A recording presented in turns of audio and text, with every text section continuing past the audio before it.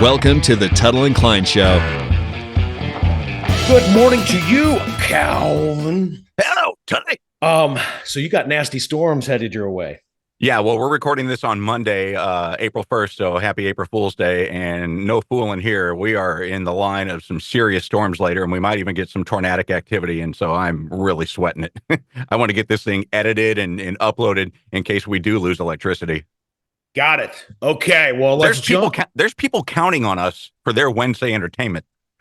Isn't that great that it's been built up that way? I mean, that people are just like, I automatically have it downloaded. I know when it's there. And, you know, one person has it timed out. She said at the end of her run every single Wednesday morning, she gets the automatic download and she says the best way to finish my run. And I love that. Yeah, that's Desi. She's participated in the Ultra 55 before. I've run so many miles with her. She's super cool. Yeah, very cool. So thank you to all of you who have the automatic download, who have subscribed and liked and given us a rating. We appreciate the heck out of you. Kevin Kline, let's jump right in. Last week's rabbit hole. I know you have one, but I got to tell you mine. I don't know how I got into this at all. It's just one of those after the fact. It's like I have no idea where that came from. But do you remember the Cleveland basement kidnapping case? I certainly do. Castro, I think it was his last name. That's correct. Yes. And the three girls that he had in the basement for like 10 years. And one of them he had a kid with and everything like that. Remember that? I totally remember it. I got caught in that, just looking up all kinds of stuff. And, you know, the first thing I thought, Kev, I've been to Cleveland. Uh-huh. As have I.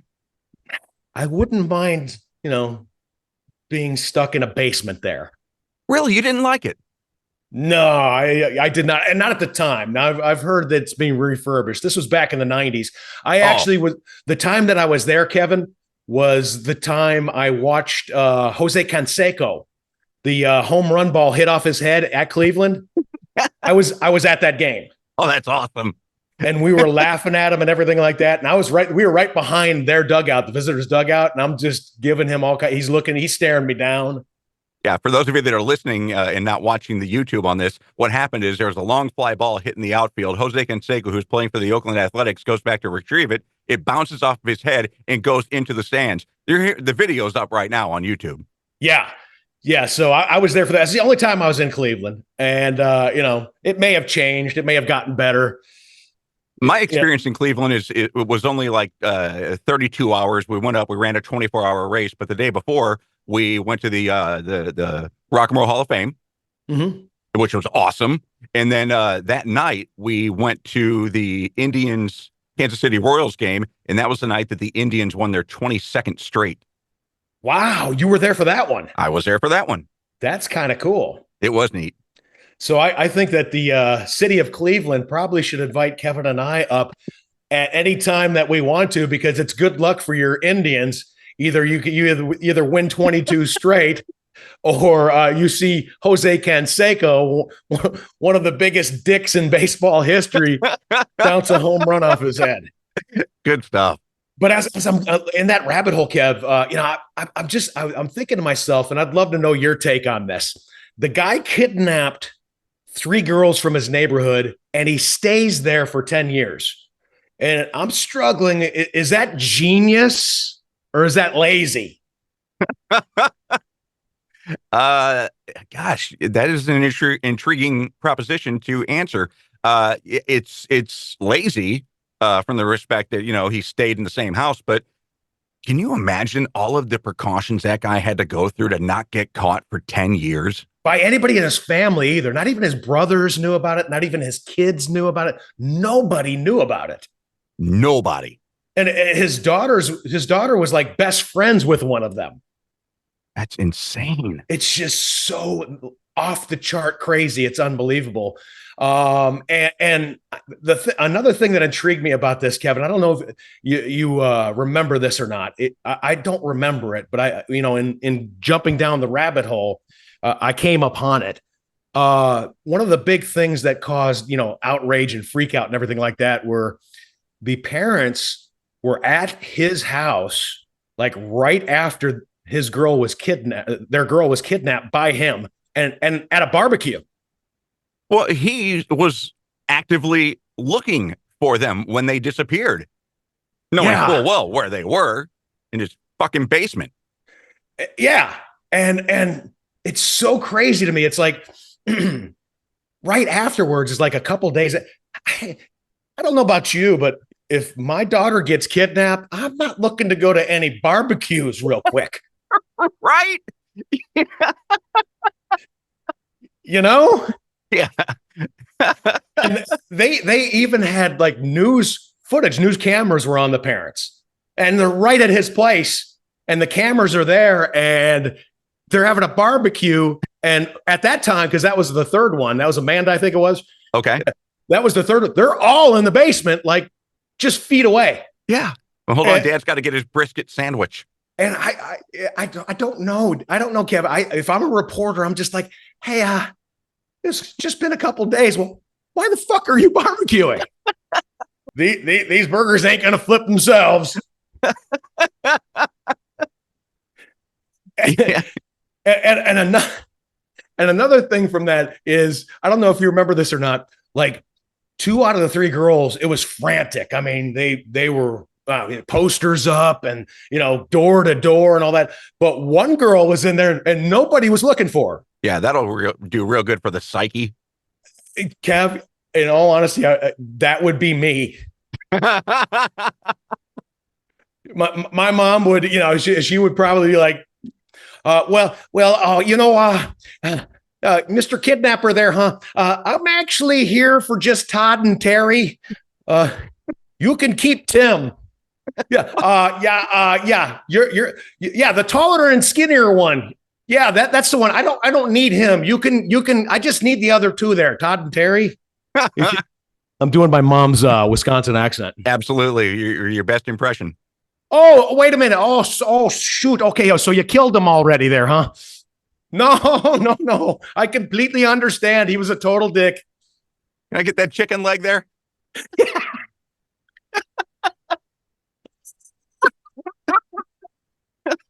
No, really. I got to be honest with you. I've been wanting to kill him for a long time there, huh? Can you describe in detail the killing? Oh, the cops are taking you away now. I'll tell you what, this is unusual, but I'm going to visit you in prison so you can tell me that story there, huh? He had a rough upbringing. My mom didn't love me as much. That's gotten better. It's gotten better.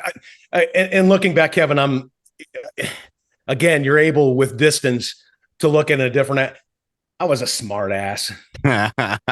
I didn't, and it's been a problem. Like most of I just don't know when to shut the fuck up. And you know that too. You've seen it. Oh, I've seen it. Oh yeah. Yeah. You're just like, okay, that was okay. You're like, Tim. Siri, Tim. That's Kevin. Unfortunately, for the last 28 years, he's had to do that a few times. And it always fell on deaf ears. Yeah. Once I'm wound up, I'm going. Well, and if you tell Tim, hey, dude, he's just going to go 10 times more. He's going to go 10 times harder because nobody tells Timmy T what to do. I know, man. It's so terrible. But anyway, that was I spent probably 2 or 3 hours reading about that, YouTube and stuff. That Charles Ramsey guy, the black dude who pulled her out of the house, Amanda out of the house. Bro, I knew something was wrong when a little pretty white girl ran into a black man's arms. Something is wrong here. He's a rock star. You just hope if you're ever in a situation like that where you're kidnapped and you're in a room for 10 years, you just hope they have a working AC unit, don't you? Something, man. I just can't even imagine. Oh, that would suck, dude. I think some books have been written on it, and that may be in the next step. If I may have to read some of the girls' books. Well, they've done interviews. All 3 of them have done interviews. Yeah. One has been, she's been intellectually challenged because she didn't go to school during her formative years. The other 2 are, as well off as they can be mentally. Right. Yeah. Yeah. That's, that was mine, Kev. What was your rabbit hole? What were you caught in? Similar criminal activity. I was caught in the John Wayne Gacy porthole. Yeah. I've seen those Netflix specials. Yeah. Well, I had a specific reason though. I interviewed his attorney for the Fuzzy Mike coming up later on this week. It's my latest episode, and she was the attorney that worked on his last death row appeal. Really? How was that? Okay, and that's going to be on the Fuzzy Mike. By the time you're listening to this, it's already out, right? The episode's already out on the Fuzzy Mike. Correct. Yeah. So her name is Karen Conti, and it's a great interview with her. But in order to interview her, I had to dig deep into the life of John Wayne Gacy. Not a life you really want to be spending a whole hell of a lot of time with. It's dark. I mean, it's dark. I remember reading about that when I was way too young and not ready for it. Mm-hmm. And that was a haunting one, Yeah. Because he was doing that stuff in Chicago, and I lived in Milwaukee at the time. Yeah, you're not far away. No, I was like, that was so that can happen. You're just walking down the street. Yeah, you go for a job interview and you're never seen again. Yeah, that's crazy stuff. So you got caught in that. That's ugly dark side stuff. Probably about 4 hours of rabbit hole on that. Really? Yeah. Well, that's research though for an interview too. Still though, man, once you get going on that, it's like there's got to be more. What else can I learn? And so you look at the clock 4 hours later, and you're like, damn, did I really need to do that? Yeah. I would advise, if that one bothered you, never ever look up the Toolbox Killer, the Killers in California. Okay. 79. They used to record. Yeah. Oh, Jesus. And they never played the recording, but even the transcript reading caused people to run. And yeah. Hey, you're an intelligent man, and you're not shy to share your opinion. Why do people have that level of depravity in them? All kinds of things. First off, there's just bad seeds. Okay. Dahmer had great parents, good parenting. And he's just some people are just wired bad. And some of it is, hey man, if you go medieval on your kid, if you're just a shitty parent, abusive and everything like that, you are winding up a possible serial killer. Okay. These are just my theories. Yeah. Yeah. I mean, you've done enough research. You know what I'm talking about. I mean, well, Dahmer's dad actually introduced him to dismemberment.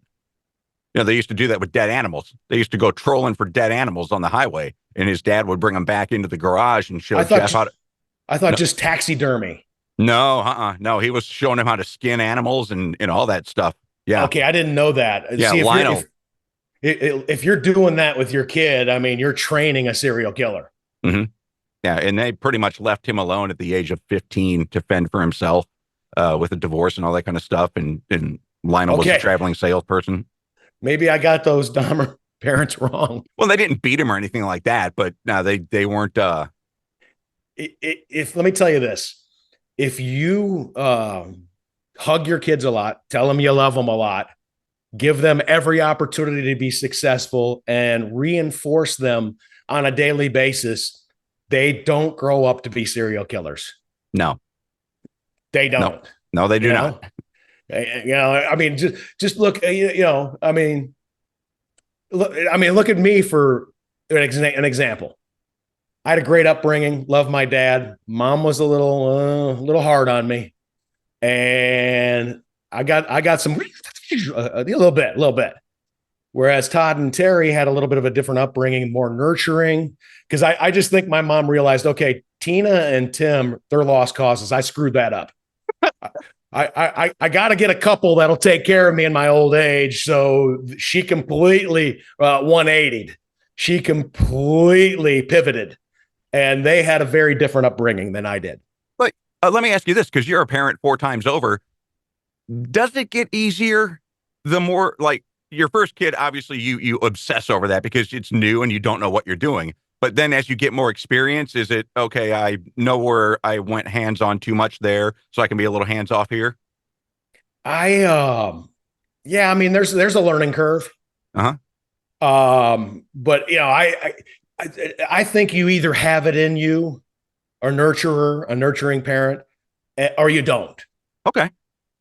And fortunately for my kids, I mean, I split with their moms, 10 years old and 12 years old and all that stuff. They got great moms Yeah, that are but you very didn't nurturing too. you didn't abandon them. You're still in their life. No, I made sure, as you can tell, I had a radio career in a top 10 market, and I made millions of dollars. But I live in a 675 square foot apartment right now, so those kids could have great upbringing. So, and I was always there. I was always there as much as I possibly could be. Yeah, except for one birthday that you had to go to. Where did you have to go? You were pissed about that. Oh my God, you were so pissed.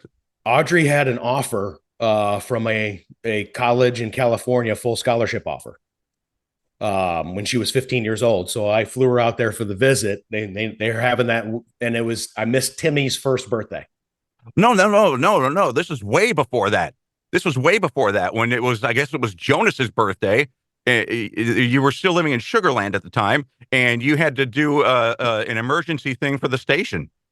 Do you remember that? Yes, we'll get to that on the other side of telling you we love Ariel Innovations. These are good people that always know how to cool off any situation, including the unbelievable heat that we have coming. Kev, you've done the checking, and trust me, there's nobody better with weather patterns and predictive analysis in regards to meteorology than Kevin Kline. What do you have in store for summer of 2024 for Houstonians? Well, it's not going to even be in the summer. It's going to be starting relatively soon for you guys. I just looked at the April forecasts from the National Weather Service and the NOAA. And basically, Arkansas is the line of demarcation, which you can explain that, Timmy T. But anything south of Arkansas is going to be hotter than normal in April, and anything north is going to be cooler and wetter.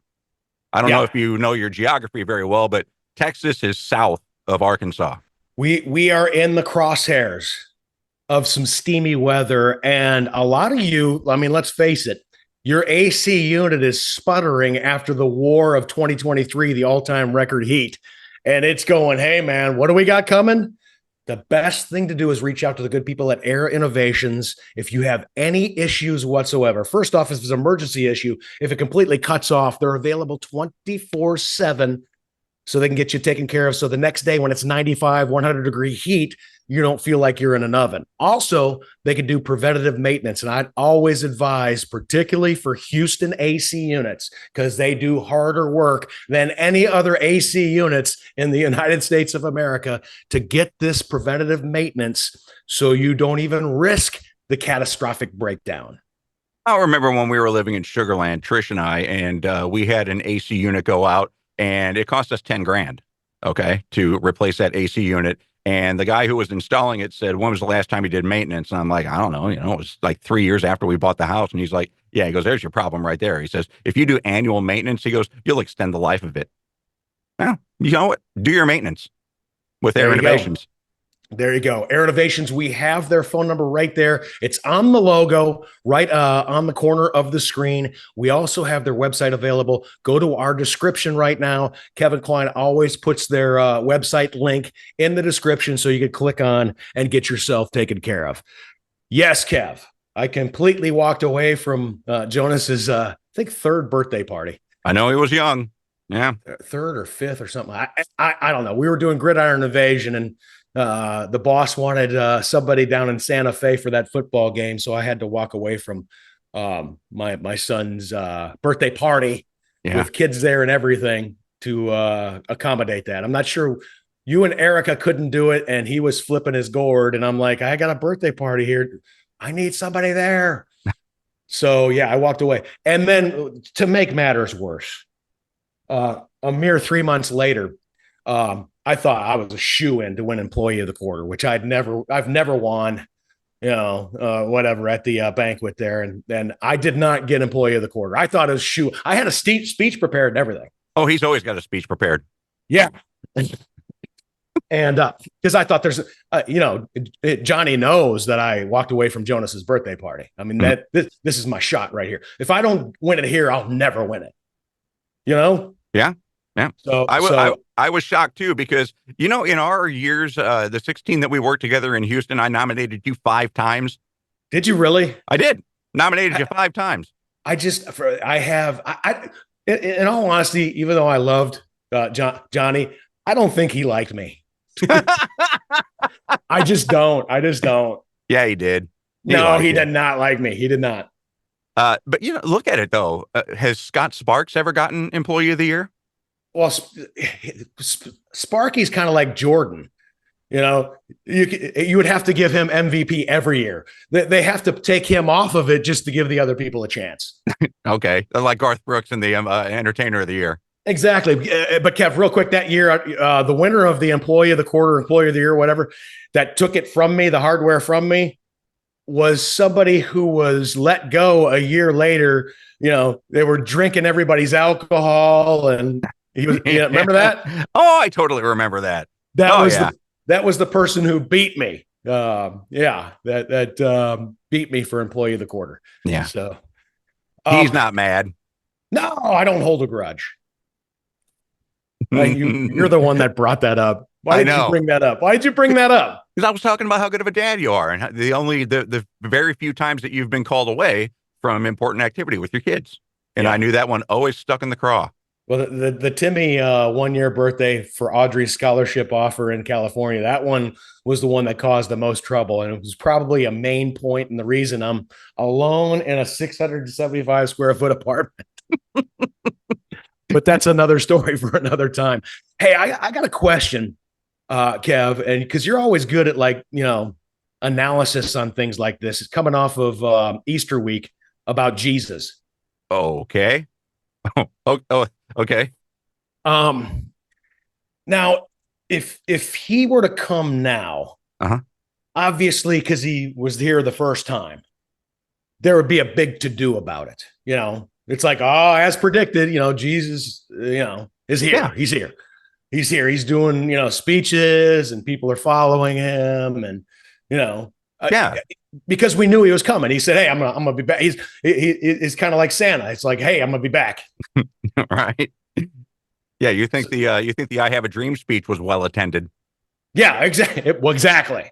So because we know it would be cool, but if he didn't come before and die for our sins, all right, and this was like a brand new phenomenon in modern days, like just somebody who came down and said, "Hey, I'm the Son of God. My name's Jesus." How would we, in today's jaded world, how would we react to that? No, dude wouldn't stand a chance. Are you kidding me? Yeah. That would be ripe for social media commentary of, look at this fucking loon. Exactly. That's what a wacko. I was thinking about that. I was like, we would probably spin it, and definitely mainstream media. They hate God and religion.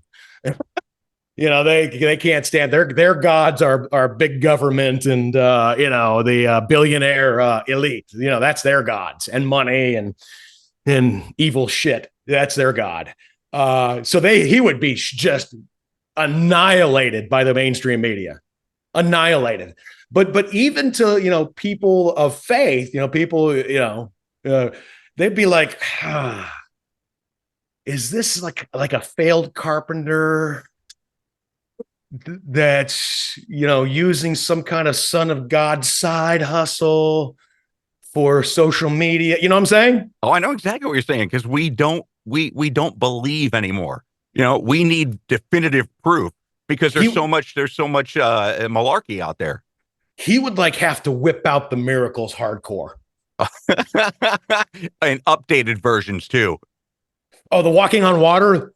He can't do anything we've seen David Blaine do. There you go. Well, no, if he walked on water, it'd be like, dude, that's so CGI. Come on.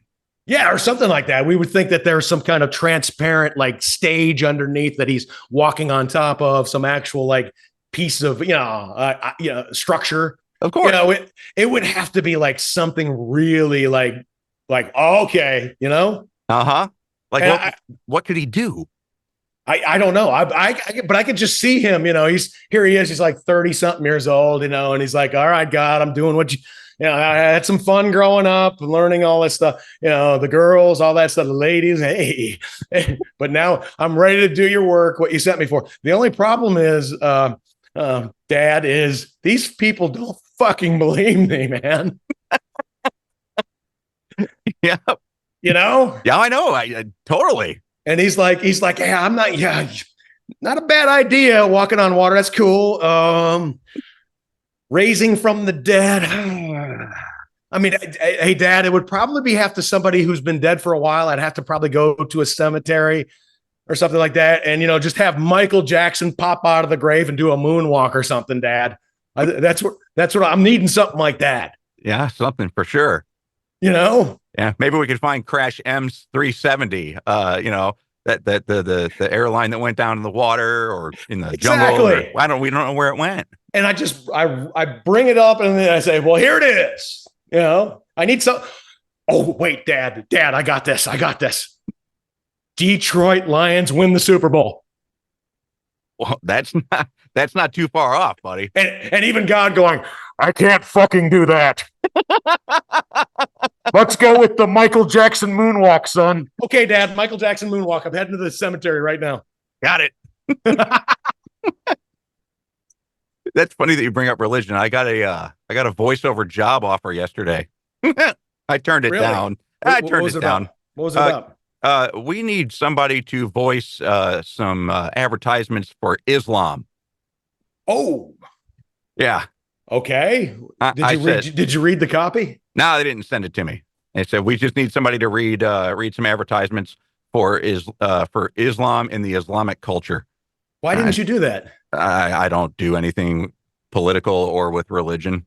But it's money. How much money did you pass up? It wasn't too much. Okay, a few hundred. You remember me? I mean, when we had the radio career, I'll do a live endorsement program for anything. Yeah. No, you got. I passed on some that you got. Sure. I mean, in all honesty, if Hezbollah wanted some kind of campaign, I could. Hey, this is Tim Tuttle. Look, I want you to know that Hezbollah has a bad name. And they're just not that bad of guys. Did you know they have a softball team that plays games for charity? Did you know that? Yeah. The more you know. I'm kidding. Of course you are. Those are jokes. I could just see people, and they already started typing right there. Tim Tuttle, you motherfucker. No, you can't take anything that we say during this time seriously at all. If you are, the joke's on you.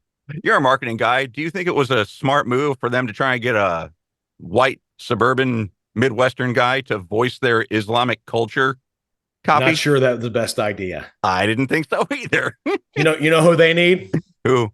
Bobcat Goldthwait. Thank you very much. Thank you very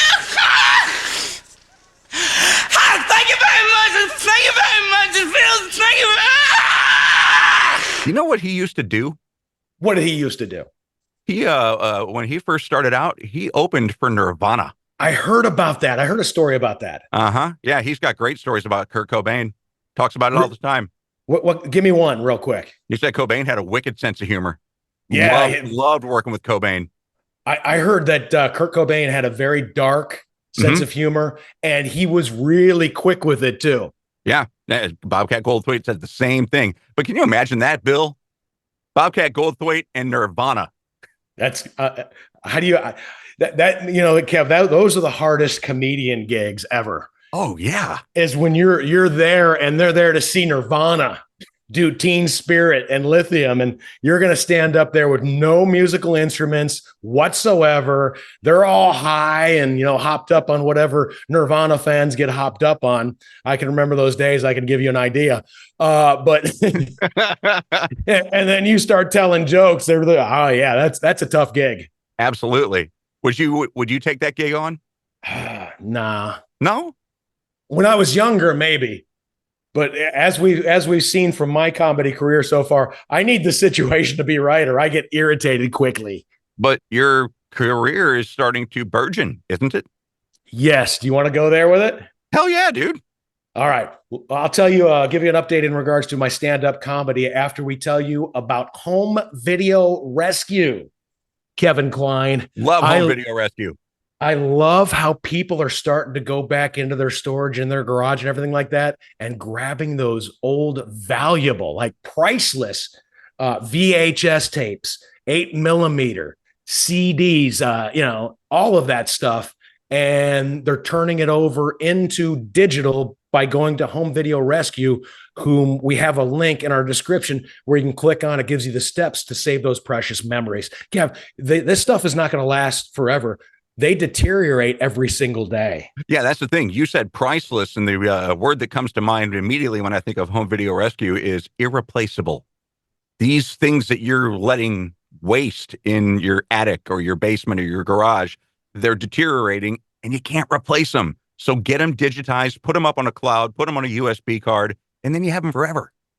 Kev, you were for those who are unaware, you wouldn't know it by looking at him because he kind of looks like Harry Potter or some kind of nerdy shit like that. Kevin Kline was a hell of a baseball player. Punch and Judy, hit from the left side, hit for average, had a little bit of power right there, and all of that.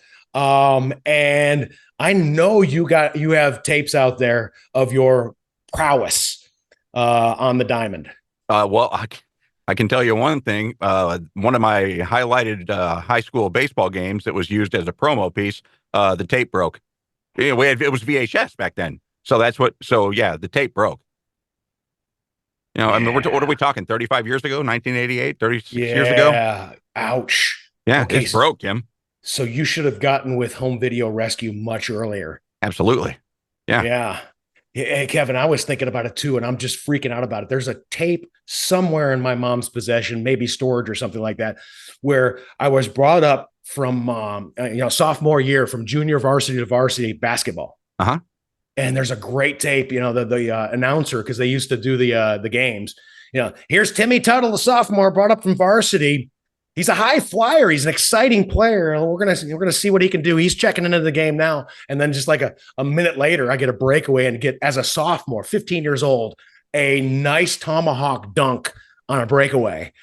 And the crowd just goes ape shit that this sophomore kid just did that. It just had a nice flush. And sure. That is on VHS somewhere in my mom's possession, and I'm dying to get a hold of that. You better find it soon. I know. Better find it soon.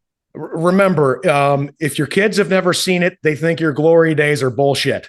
You gotta you gotta give them the video proof, plus weddings and graduations and Christmas morning with the family back in the 70s, 80s, 90s. These are precious memories you need to get taken care of today with Home Video Rescue. Kev, an update for those unaware. I'm, in the last couple of months, I've been working on really and always a dream of mine. I've always had the dream. Kev, I don't know if I told you this or not. Back in early 1996, when I called the radio station that you had just started working at, and John Lennox was the program director and afternoon guy, and I asked if they needed interns, and he said, yes, all my interns suck. Come up tomorrow. That set me on the path to becoming a morning radio personality for 26 years. If that didn't work, if John Lennox didn't answer that phone, I told my then girlfriend, who would eventually become Audrey and Jonas's mother.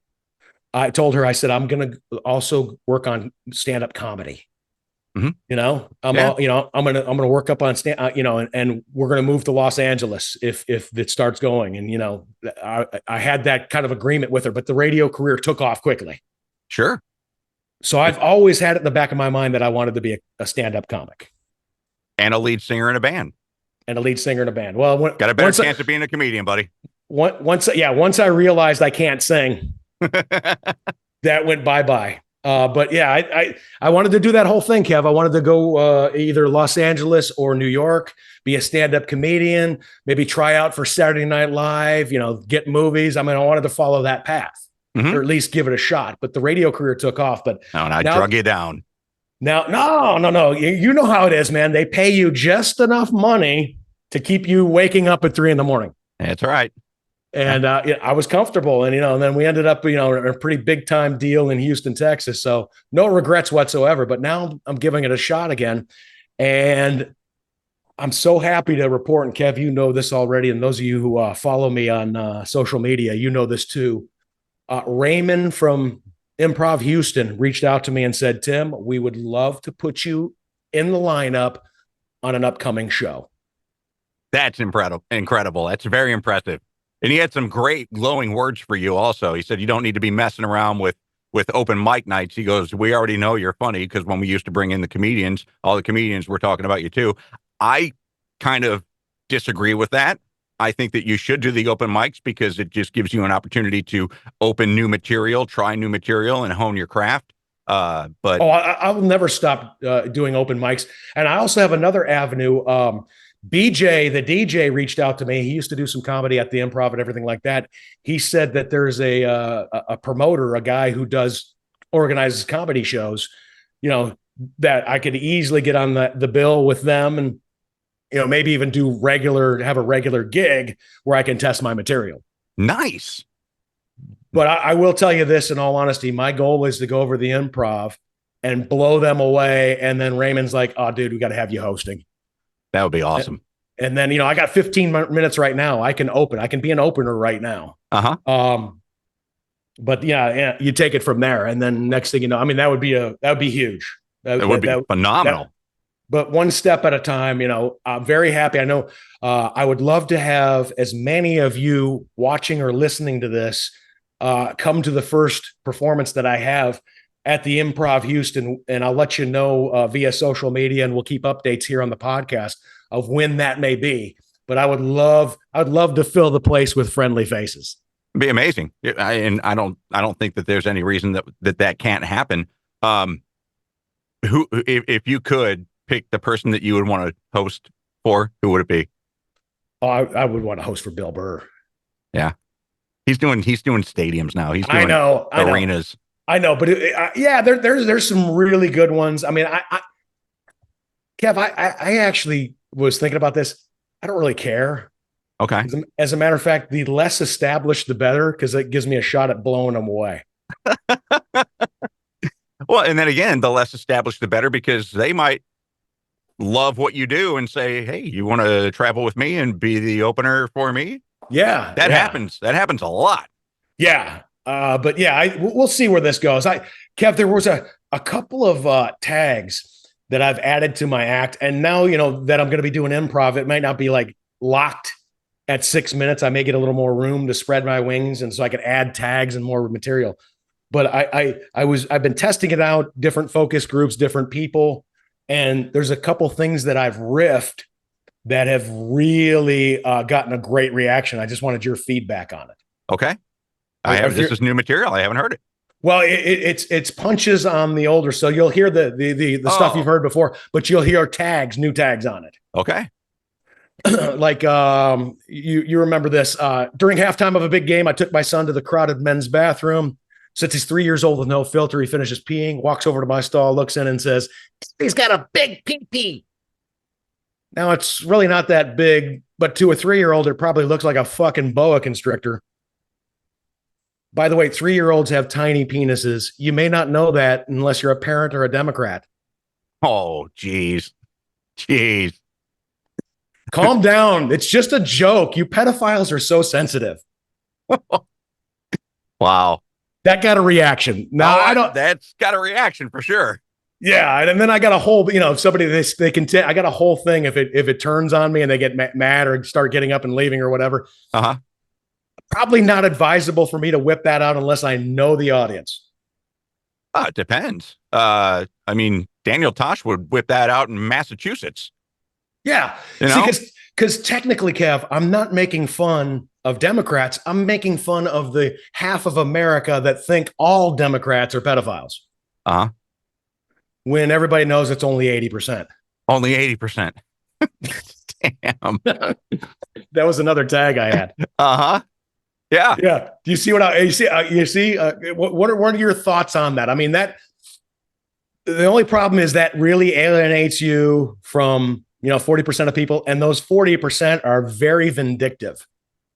I mean, I hate to throw his name out there again, but I mean, you look at what Tosh does. You look at what Anthony Jeselnik does. it's no different, you know? I mean, they take no prisoners. Yeah. You know, and remember, there's always a victim in comedy. There's always a victim in comedy. Yeah. And I promised myself that, hey, man, I'm going to be me. Uh-huh. You know what I'm saying? The only way that I would really make it in that business is if I was 100% me. Mm-hmm. Would you obviously you would rip on the other side too if it absolutely see if there anything came up and I can rip on a Republican, I don't give a shit. Yeah. I'll do that. I don't care. Yeah. I don't care. I'm a libertarian. No, I think that's how you would easily get away with that. And yeah, I mean it's going to ruffle feathers, but people are going to be talking. Yeah. Okay. So you're like, hey man, if you're feeling it, add the tag. For sure. Okay. For sure. Now, and I can just imagine, if I'm at improv and it's by that time I'll know whether the audience is on my side or not. And if I'm feeling it, I pop it. Even if you're not feeling it, pop it. So you like it. It's good comedy. Yeah.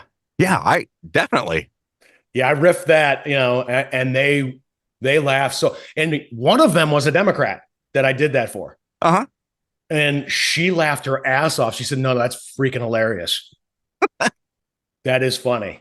Yeah. And she is the one who told me, hey, you got to remember the people who are nutty on both sides. They're very few of them. And, if you don't have like, you're an entrepreneur, Tim, they're not going to cancel you. You can't be canceled. Oh, there's been comedians who've been canceled. Yeah. Shane Gillis, he lost an SNL gig. He got canceled for a while. Yeah, but I think the pendulum's shifting, and he's still doing fine. Oh yeah, he's doing fine. Yeah, he's still doing fine. I think that the world just needs everything and everyone to be made fun of, particularly extremist political. Yeah, well, we know that we know this from our radio days together. It's the vocal minority. It's the one or two people that email in that I hated that bit and you guys are crass and they get the attention. Yeah. The people who email in and say, yeah, that was funny. They're not going to get any attention. They're not going to raise their voices. No. Yeah. I mean, but basically if people were smart, anytime they heard somebody complaining about words, oh my God, words. You would just feel sorry I feel sorry for you. That words can set you off like that you are so unstable and insecure with yourself, or you have such a shitty psyche from a bad childhood that you feel you have to spend an hour typing me a long email about how I shouldn't have said that when I was talking about, blah, blah, blah in an act. You know what I'm saying? I know. Yeah. Well, we've experienced it. Yeah. So, okay. All right. I'm glad. Good feedback. I got one more I want to throw at you. Okay. This comes after. Okay, now where were we? Oh yeah, crowded men's bathroom. I've got my penis out next to my son, and that sounds so wrong unless you've gone down some weird Pornhub rabbit hole. Yeah, right after you do that, the Democratic stuff, and then you say that. Yeah, that would be an interesting segue. It's a little tag. Yeah, right. Yeah, little tag, but those are a couple of tags that because I'm rehearsing every day. Of course you are, and writing new material. And if I get there's some poor people at our community pool. I'll go over to the pool and we'll get talking. I'm like, hey, can I throw something at you? And sure, that's where I'm getting some of my profile groups. There you go. Hey, get it wherever you can. But they appreciate it. They're okay with it. For sure. I like it because those tags hit, and I wanted to keep them. And I don't think the improv is going to hold, flash the light at me at 5 minutes. No, they'll keep because they're not going to let you go 12 minutes, but they'll let you go 6 or 7 for sure. Yeah, that's all I ask. And then basically, depending on how they want to do it, like you can go out there and do 5 to 7, and then that just cuts into your second little set between the feature and the headliner. That's all. Yeah. But so what I was going to say was when you do the first part, you do the first new tag, where you're talking about the Democrats, okay? And like, if there's like a no reaction or or a boo, you just say, obviously you can play off of that and go, oh, what? We're not in a Republican territory here, or, something like that. I was just gonna say, wow, you pedophiles are so sensitive. Okay. Yep. Double down. Okay. Double down. And, if they continue with it, then I would go into, come on, you don't understand. I'm not making fun of Democrats. I'm making fun of the half of America that thinks all Democrats are pedophiles when everybody knows it's just 80% of you. Okay. Oh, yeah. And then somebody gets up and leaves, and I'm like, oh, there goes a pedophile. Got to go erase their browsing history. Damn. Okay. Triple down. Wow. Kev, I can take it as we mentioned earlier in the episode. Timmy T takes it to an extreme. I don't know when to shut up. I don't. And this could be really good for a comedy career, or it can crash and burn me quickly. It could be really great for a comedy career. Yeah. So, yeah. Okay. Did Raymond give you a possible time frame? Not yet. He's gonna look for the right time. And as soon as he gives me info, I mean, Kev, God bless our audience, our listeners. I made a post and I did a count. There are probably, based on response, there would probably be 100 to 200 tickets sold for that, and that's awesome. That makes me feel so good. Well, it makes you feel good, and it also solidifies that you're bringing people into the arena, into the venue. So your chances of getting asked back because of that, you could flop, and they're still going to bring you back. Yeah. The guy brings in 200 bodies every time. Yeah, it's a little, but I'm counting bills over here. That's right. Kev, for those unaware, Kevin Kline is an uncle. Or if you're Spanish, he's a tío. A tío, that's what that means. Okay. Mm-hmm. And I guess your nieces, nephews, they have you tagged. You didn't know about this, and now you're known for. You didn't even know, and it was revealed recently what you're known as, what Uncle Kevin is known as. Yeah, when they're young, I do the shake machine on them. Okay. And it's basically what I do is I grab them I get behind them, I grab them by the shoulders, and then I shake them real violently, okay? And it's called the shake machine. The shake machine is that we make everybody limber, make sure all the joints are loosened up and the muscles aren't tight. And then we just kind of shake them, and they like it. And so they've been practicing on their own. So how do you prepare them for this shake machine? I guess Olivia's going first. Your goddaughter, yeah. Okay, so, my favorite cousin. Okay, so she's way too tight. She's fighting it, I lift her arm up and now I gotta actually push it down. Yeah. Okay, now if she just let her there we go. Now she's a getting noodle. loose and limber. Wet noodle. That's right. Now we gotta make sure because I brought the extreme shake machine this year. So we gotta make sure that all that, okay.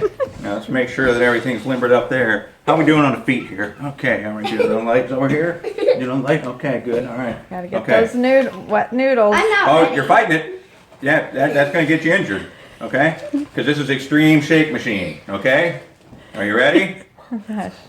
Do we count down for her? Yeah, we'll count down. All right, 3, 2, 1. No, we're not there yet. Extreme shake machine, you gotta be really loose. Okay? Extreme shake machine. 3. All right. 3, 2, 1. Oh no. Oh, she's going in circles.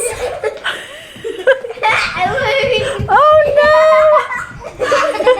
no. Don't make her throw up. But when they get to a certain age, you can't do the shake machine anymore. Like my 25-year-old niece who's going to be a doctor next year. I can't be doing that to her, But so I do something different when they get to a certain age. And that is I silly string them whenever I see them. All right. Silly string them. Oh, yeah. Yeah. It's a lot more expensive than the shake machine because you got to go out and buy a $1.50 can of silly string all the time. But so I went and saw my niece play soccer 2 weeks ago. She's a freshman. She made the varsity and she's the leading scorer on the team. It's quite amazing. Nice. Yeah, she's really good. So she got to play college ball?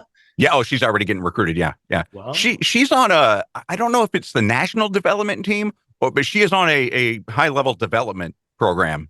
So yeah, she's really good.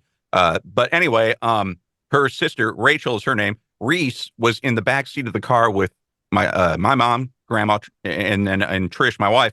And she was talking to her little friend, and she's like, I can't wait. She goes, Uncle Kevin brought silly string, and we get to silly string Rachel. That's kind of his thing. He likes to silly string everybody. So yeah, that's my thing. I silly string. So see, here's the thing is now there's pressure on you. You got to do that every time. See, that's what I was going to ask you. Now that that's my thing, do I have to find a new thing, or do I just go extreme with that? No, you have to do it every time now. If you don't do it one time, they'll be like, doesn't Uncle Kevin love us anymore? Is that true? Really? I don't know. I don't know. I just think that you don't want those questions to arise. You just got to stick with your thing. Right. Yeah. Like, every time Uncle Kevin shows up, we're going to get silly string.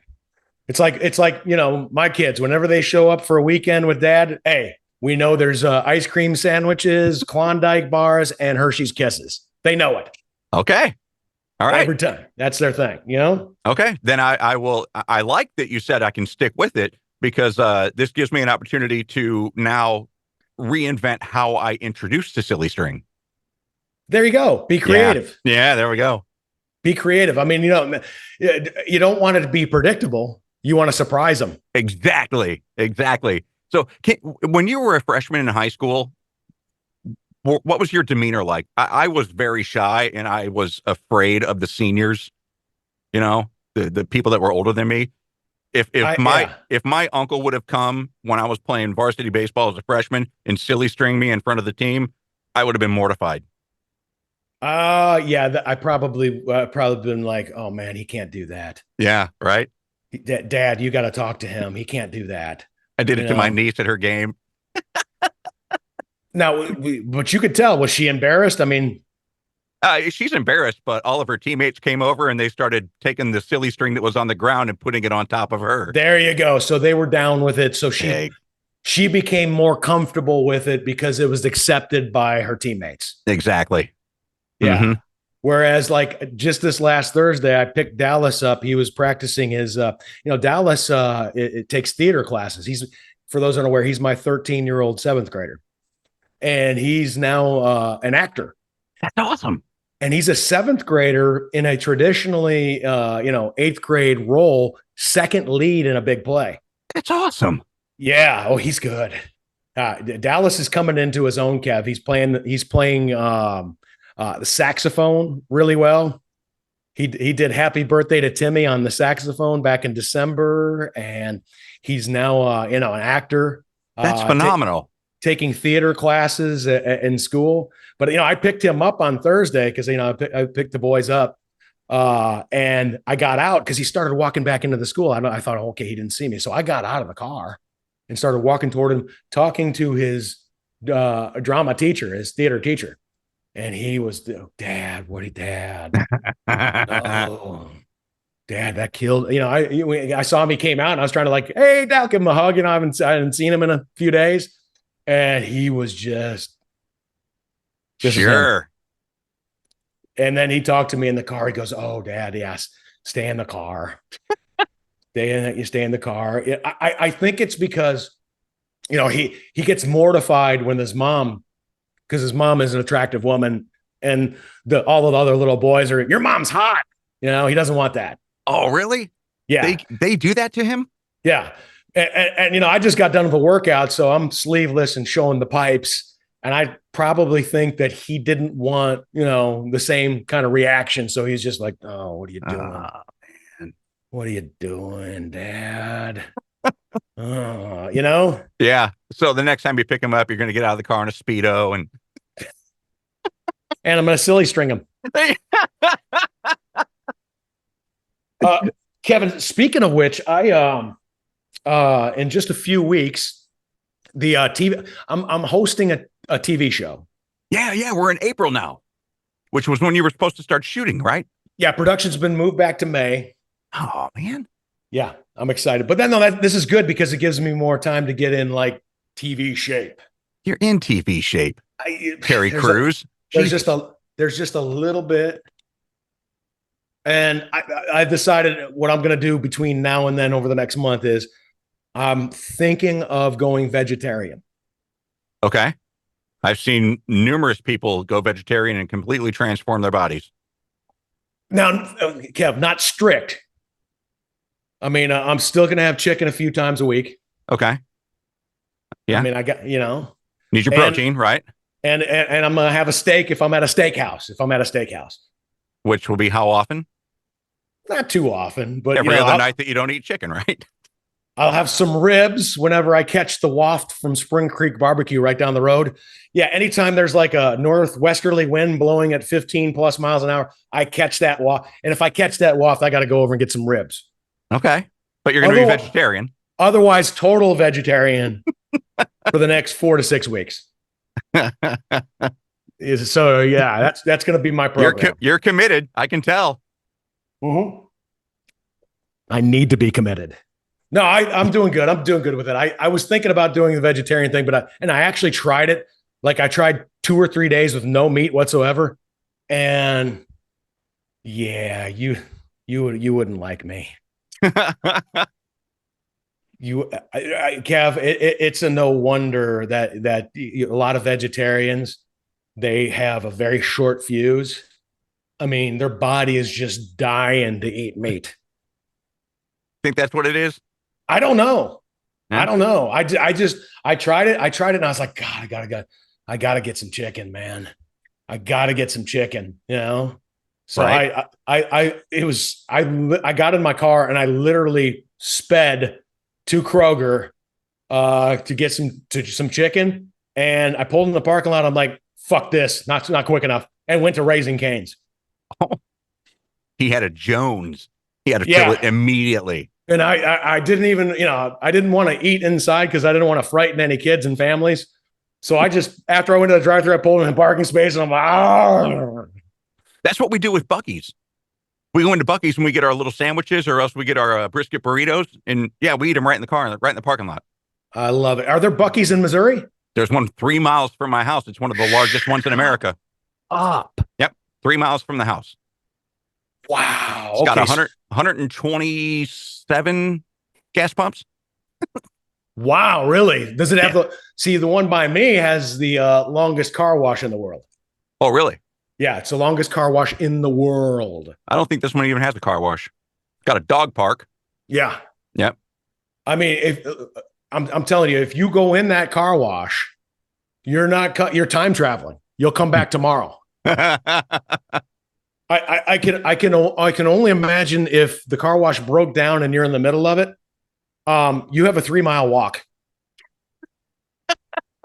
That's how big that car wash is. The largest in the world. It is the largest in the world. It's the Buc-ee's in Katy off of I-10. Oh yeah, I know that one. One. Mm-hmm. Yeah, it's the longest car wash in the world. Crazy, I didn't know that. And it gets me thinking, because they have design engineers for everything. They got roller coaster design engineers. They got the car wash design engineers. They're like, hey man, we got to go big. we need to clean that fucking car so good that the dirt is screaming for mercy. Like, we want a car wash that'll not only knock the dirt off, but when the dirt is on the ground, it gets starting to beat. We beat on the dirt.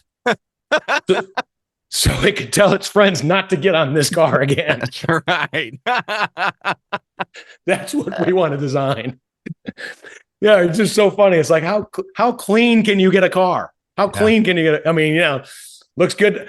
Like if you drive out of the world's largest one in Katy and you drive out on one where you just sit there for a little bit and pull out, is there a big difference? Apparently so. Okay. I'll give you that. Like the one that we go into, we have, they do the lava bath. They do the spot-free rinse. They do the ceramic sealant. They do the hot wax. They do the tire shine. So that's just 5 elements. I mean, the world's largest has got to have 15 elements or so. Oh my God. Sure. You need more elements. Yeah. Those design engineers are going, God, guys, I know this sounds fucking crazy. Just bear with me here.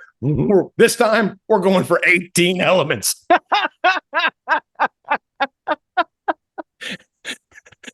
They said it couldn't be done. And a bunch of like nerdy engineers going, hey man, we can't do it. You just can't do it. Oh, we're going to do it. We're going to stay here all fucking night until we get this thing designed. Give me your phones. Give me your phones. Can you imagine Mick from Rocky being the boss there? Get like a hardcore boss, like Arlie Ermy or something. Oh, yeah. From now on, you're Gomer Pyle. Sir, yes, sir. Do you think I'm cute, Private Pyle? Do you think I'm funny? Sir, no, sir. Then wipe that disgusting grin off your face. Sir, yes, sir. Well, any fucking time, sweetheart. Sir, I'm trying, sir. Private Pyle, I'm gonna give you 3 seconds. Exactly 3 fucking seconds to wipe that stupid-looking grin off your face, or I will gouge out your eyeballs and skull fuck you. He was great, man. Oh, he was an awesome interview too. We kind of became friends with him. We became friends with him. We did it. Gunny. Gunny Sergeant Arlie Ermy. Here's a picture of him right here. He was, Full Metal Jacket, did a bunch of Saving Silverman, just a bunch of other stuff. He was also obviously the voice of the army guy in Toy Story movies.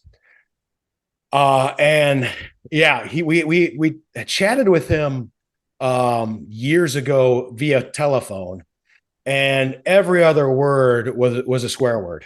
Remember that? Oh, I totally remember that. And our operations manager, Carrie, came in afterwards and go, how can you let, we're in Birmingham, Alabama. Yeah. And he goes, how can you let somebody take our Lord's name in vain on these radio stations? And I'm like, well, first off, Kevin Kline was hitting the dump button as much as he could. You were hitting the 7-second delayed dump button, and he was swearing so much that it still was getting caught on the reload. Dude, I got carpal tunnel in that 5-minute interview. Yeah, Kevin's trying to dump everything. So, hey, Carrie, sorry that, a couple GDs and a couple MFs slipped out on the airwaves, but I'm not going to tell a war hero what he can and cannot say, okay? That dude put it on the line so you can be in here getting off bossing people around, okay? Calm down. Dude, it's something about being gunnery sergeants in the United States Marine Corps, because you remember when we went over to Parris Island, Gunnery Sergeant Tim Grinstead, who was from Coleman, Alabama, every other word was the F word out of his mouth. And then my father-in-law, who was a frontline sniper in Vietnam, he went back to Parris Island and became a drill instructor and sniper educator in a, let me see, we did this the other day. In a 7-minute drive, he said the F word 27 times. What?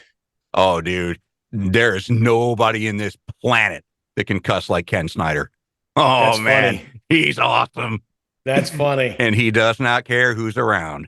I forgot about that. Yeah, Kevin Kline and I were the only morning show, or at least the first at the time. It may have changed since then.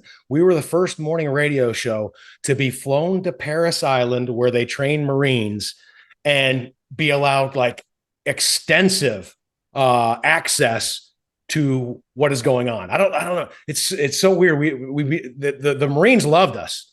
Well, okay. So when we were broadcasting in Birmingham, Alabama, one of our hardcore listeners was Rick Hernandez. And Rick Hernandez was the regional coordinator, the regional recruiter for the Marine Corps. And he was based in Montgomery, the capital of Alabama. Well, they have a program called the Educators Program, where they take superintendents, principals, and teachers from the local area high schools, and they fly them over to Parris Island and show them what the process is when a recruit signs up.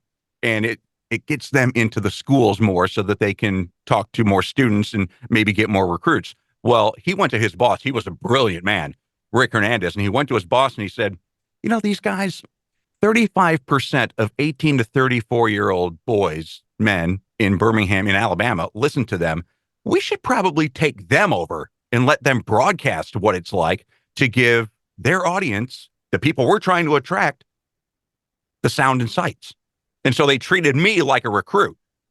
Yeah, and for the 72 hours we were there. And me too. That was great. I mean, we got exposed to the Crucible, which is an unbelievable like finishing touch to a Marine recruit of what they have to do, the obstacle course.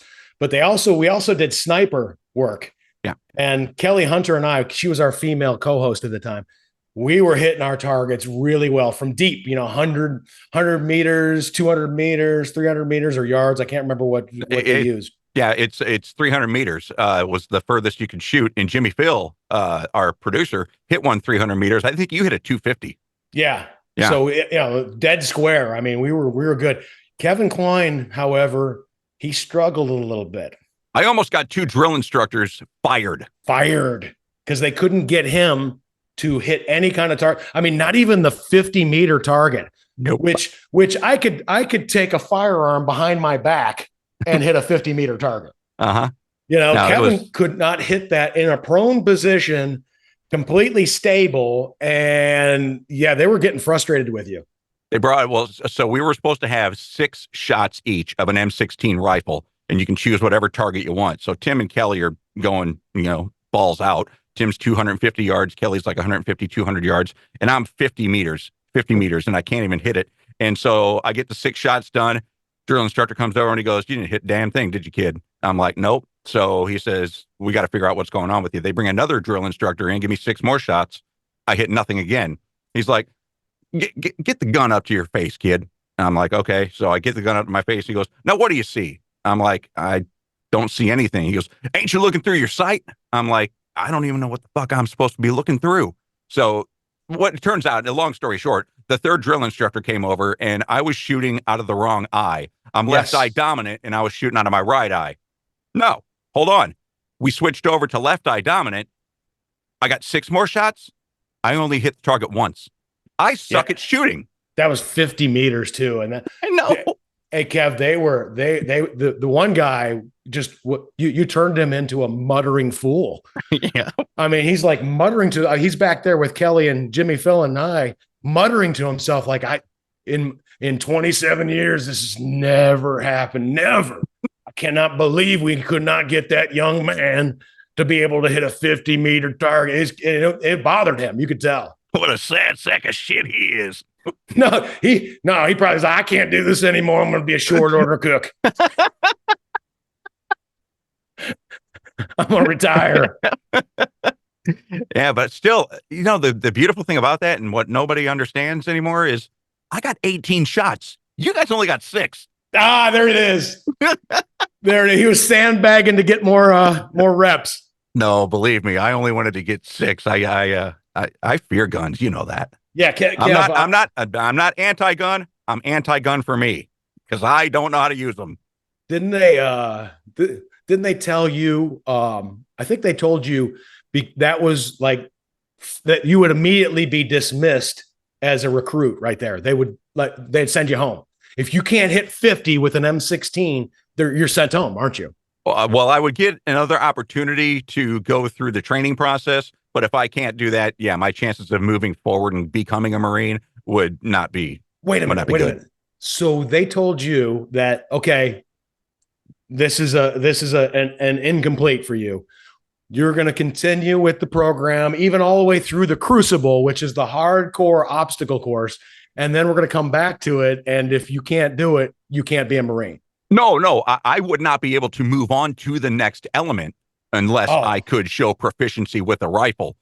Same thing happens with the swimming. Okay. That's the world's largest swimming pool that they have there at the Marine Recruit Depot in Parris Island. That's the only thing we didn't get to go in, because that's where they do their training, the underwater training and the swimming and stuff like that. If you can't pass swimming, you practice until you can pass swimming. Okay. So they would have kept, you would have woke up the next day and gone to the firing range. Caisson firing range would have been there. Yep. You would have been there until it was done. And you just reminded me that swimming pool was massive. Do you remember that? Oh, I totally remember it. And we watched these, 18, 19-year-old, they're in full gear, man, that lot of weight, and they have to swim or they go to the bottom. And that's edgy. Well, the thing is, you panic, with all that weight on you, you panic. What they don't realize is that pack is floatable. It's a flotation pack as well. Yes. Okay. So if you don't panic, the pack will keep you up. And oh my God, dude, those instructors hate having to throw out the buoy, the life-saving buoy. They hate it. They're like, "Get your ass up. Let's go. Yeah. Let's go." Yeah. So, but my to end the conversation with the shooting, my father-in-law, like I said, he was a sniper instructor at Kline firing range in Parris Island. He found out about my lack of proficiency, questioned why he let me marry his daughter in the first place, but then said, "I'm going to give you a shotgun here at the house. We live in the country, and I want you to shoot the barn." I shit you not, I missed the barn with a shotgun. How do you miss a barn with a shotgun? It's real easy. I am anticipating the recoil. I'm anticipating the kickback, and so I'm moving. Just hold it tighter then. I am a pussy. Get into an athletic position, man. I am a puss. I don't get that. I don't want it to hurt my shoulder. And I feel bad right now. I mean, can you protect your wife? Can you protect his baby girl? Oh, dude, if there's a knock on the front door, you know she's answering it. She does. She's the daughter of a Marine sniper. Exactly. And you know this from being around me almost 30 years. I'm the chick in the relationship. Totally. Yeah. Yeah. Okay. So she's got it taken care of then, right? She knows. All right. So, yeah, I know you're probably looking at this and going, hey, I could probably rob the Klines and be okay. Yeah, if it's just Kevin at home. Right. You could have your way, but you could probably get a moving truck and he'll just stay in the cower in the corner and have a moving truck pull up and just get it all. That's right. But if his wife is home, that's a daughter of a Marine sniper. You're fucked. You're fucked. She'll figure out a way to do it. Okay. All right, Kevin Kline. This has been loads of fun. Are we good? Are we good? It's always amazing, man. I love what we do on Mondays. We record these and then love seeing the feedback. And I absolutely love what you're doing with the quotes that we've been getting, the kind words we've been getting. And you post that with a clip on your Instagram and on our Facebook page. I really think that this is awesome. Yeah. And, thank you to those of you, particularly those of you who have listened this far to our podcast. We appreciate you. You are the oil that greases the Tuttle and Kline machinery, if you will. We would ask at this point that if you haven't already to like, follow, download, subscribe, give us a rating, do all that stuff for us. It is muy importante for the growth of the show. We'd also ask that you tell your friends about us. Just let them know, hey, man, there's a pretty good podcast out there. Yeah, it's Tuttle and Kline. Or whatever podcast it may be. Yeah, right. There's a really good one out there. It's not Tuttle and Kline, but let me tell you about Rogan. hey, the worst rated movie of all time, Freddy Got Fingered. People still watch that. We know this shitty podcast. You really need to listen to it. You gotta hear it, man. My God, it's just woo. They make you feel good about yourself. These guys are so fucking tragic. We also have great merchandise with a really neat logo. So go to Tuttle and Kline Facebook, search that. You'll see our whole merchandise laid out there. Kev, dude, I'm a little forlorn, if I could use that word. I just did. You're an idiot. You haven't mentioned anything about my new shirt today. It's Kev, our logo. That is actually one that I would wear. Really? Yeah, that's a cool one. Well, then I'll get it for you. Okay, but can you take the sleeves off for me? It might come in one. It might come like that. I'm just kidding. That'll be fine. That's a sharp one. Thanks. Yeah, I like this one. If there was a large to show up at my door by a UPS or something like that, I would wear that. Wow. Okay. Because I've gotten you shirts in the past and you haven't really liked them. The baseball jersey, the football jersey. Some of them are a bit much. Some of them, just scream, I have a tiny penis. Again, I'm the chick in this relationship. What do you have coming up, Kevin Kline? I'm real excited about the release of the John Wayne Gacy attorney interview that I did for the Fuzzy Mike that happens this week. And then, God forbid, man, hopefully I'm not picking up debris after the storms today. I'm really worried about these. Yeah. Hey, let me know how it's going. All right. Send me a text every so often. Well, like I tell my mom whenever I go on a trip, she's like, make sure you tell me when you get there. I'm like, watch the fucking news. If you don't see a plane went down, I made it. There you go. Yeah. If you don't see tornadoes and roofs taken off the house, I'm okay. Oh gosh, Kevin, huh? What's wrong with you there? Yeah. You're so incorrigible. Uh-huh. All right, Kev. What do you got? Well, I'm gonna try to go up a little bit. Okay. Try to get up at least once or twice. Uh-huh. And just continue to rehearse and practice on my stand-up. Continue to get in shape for my cutting 8 episodes of the TV show. I'm going to be cutting now in about a month. And Looking forward to that, man. that's about it. Okay. Just being a dad and, hanging out. We'll tell the kids and everybody I said hi. Well, you can fucking do that yourself. Okay. Hi, kids. Oh, and don't forget Audrey's podcast. Yeah. She has a new episode that is released. Can you put the picture up? There we go. New episode released every single Tuesday. I tell you, I love it. And Kev, I'm her guest on episode 5. Are you really? Yeah, the one out right now is Jonas, her brother, as the guest. Okay. And then I'm out next week. I'm on episode 5. So, well, I would offer my services, but to be a guest. But I know that the response would be, "Oh, that's okay. I already have friends that are coming on with me." Audrey's brilliant way of saying "fuck you" without saying "fuck you." Exactly. It's your hype girl, Audrey Tuttle. HYPE. Your hype girl, Audrey Tuttle. Have a good one, Cal. That's it for this episode of the Tuttle and Kline Show. See you this Wednesday for an all-new episode. Also, you can catch Tuttle on TV. He is a handsome man, and you can get more Kline on his podcast, The Fuzzy Mike, with new episodes on Tuesday. Stay fuzzy, friends, and thanks for listening to the Tuttle and Kline Show. Yo. All right, take the yo out.